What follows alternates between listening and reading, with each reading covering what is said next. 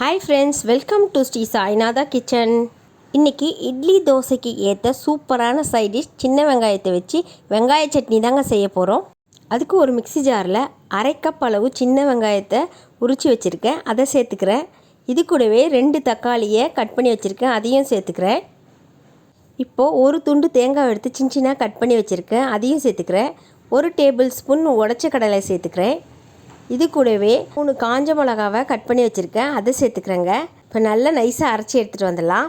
நைஸாக அரைச்சி எடுத்துகிட்டு வந்தாச்சு. இப்போ வானலில் 2 டீஸ்பூன் எண்ணெய் ஊற்றிக்கிறேங்க. எண்ணெய் சூடானதும் 1/2 டீஸ்பூன் கடுகு, 1/2 டீஸ்பூன் உளுத்தம்பருப்பு, 1/2 டீஸ்பூன் சீரகம் சேர்த்து நல்லா பொரிய விட்டுக்கலாம். இப்போ இதில் கொஞ்சமாக கருவேப்பிலையும் சேர்த்துக்கலாம்.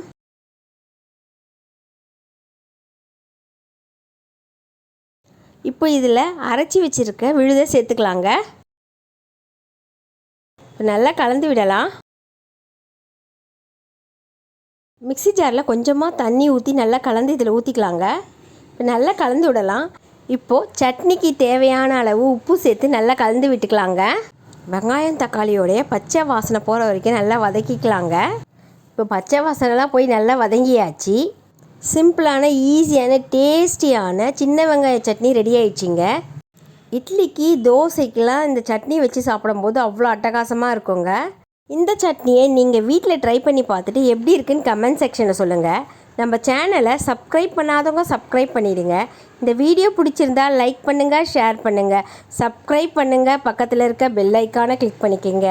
தேங்க்ஸ் ஃபார் வாட்சிங்.